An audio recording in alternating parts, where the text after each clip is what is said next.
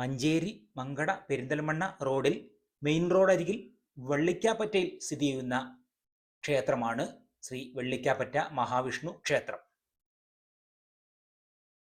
ഇത് വെള്ളിക്കാപ്പറ്റക്കാരുടെ ദേശക്ഷേത്രമാണ്.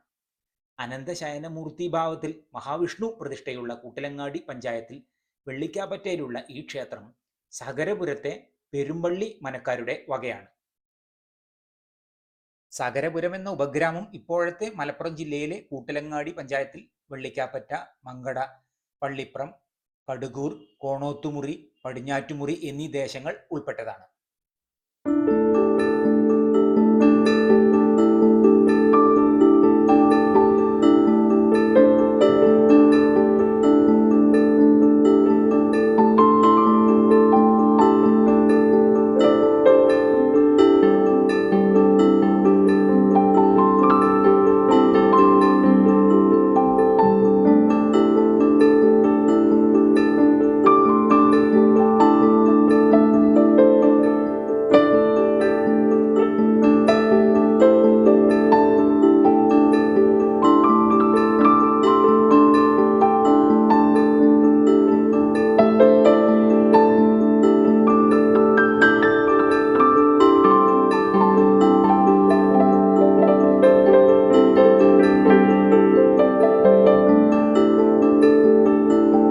വെള്ളിക്കാപ്പറ്റ അനന്തശയനമൂർത്തി വിഷ്ണുക്ഷേത്രം വളരെ പുരാതന കാലം മുതൽ തന്നെ ഇവിടെ നിലനിന്നു പോരുന്നതാണ്. എത്ര കാലമെന്ന അതിൻ്റെ വഴക്കം നമുക്ക് അറിയില്ല. മഹാവിഷ്ണുവാണ് ഇവിടുത്തെ പ്രതിഷ്ഠ. അതോടൊപ്പം തന്നെ ഗണപതി വളരെ പ്രാധാന്യമുള്ളതാണ്. ഗണപതിയാണ്, മഹാശക്തിവാനാണ്. പിന്നെ അയ്യപ്പൻ്റെ ഭൂതഗണങ്ങളും ഒരു വിഷ്ണു കൂടിയുണ്ട്, മൈലാടി വിഷ്ണു. ഈ വിഷ്ണുവിനെ പന്തൂരടുത്തുള്ള മൈലാടി ഭാഗത്ത് നിന്ന് ഇവിടെ പ്രതിഷ്ഠിച്ചതാണ്. ബിംബം പഴയ കാലത്തുണ്ടായ ടിപ്പുവിൻ്റെ പടയോട്ടക്കാലത്ത് ഉണ്ടായിട്ടുള്ള ആക്രമണത്തിൻ്റെ ഫലമായിട്ട് ബിംബം പൊട്ടി തീർന്നിരുന്നു.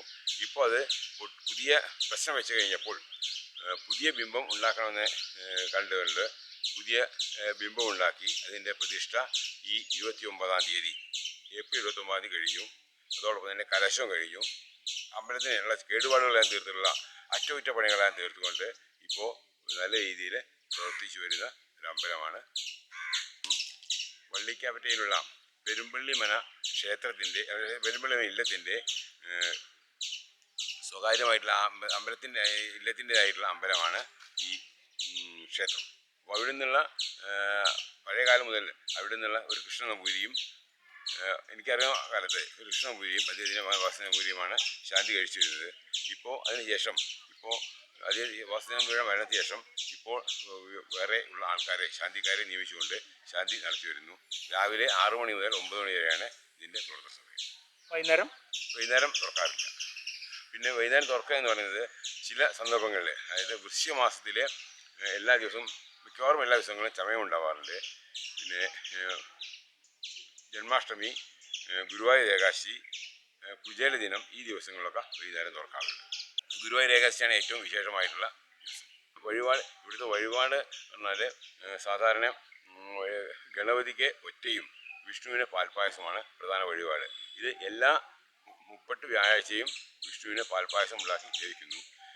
അവസാനത്തെ വെള്ളിയാഴ്ച ഗണപതിക്ക് ഒറ്റയുണ്ടാക്കി ലഭിക്കുന്നു. അപ്പോൾ ഗണപതിയും വളരെ പ്രാധാന്യമുള്ളതാണ്. ഗണപതിക്ക് ഒറ്റ എല്ലാ അവസാന വെള്ളിയാഴ്ചയും നടത്തുന്നു. പിന്നെ എല്ലാ 30 വെള്ളിയാഴ്ചയും ഗണപതി ഹോമവും ഇവിടെ അമ്പലത്തിൽ നടത്തി വരുന്നുണ്ട്. ഈ സകരപുരം എന്ന് പറയുന്ന കൂട്ടിലങ്ങാടി പഞ്ചായത്തിലെ 5 വിഷ്ണുക്ഷേത്രമുള്ള ഒരു പഞ്ചമല ക്ഷേത്രത്തിലെ ഒരു അമ്പലമാണ് ഇത്.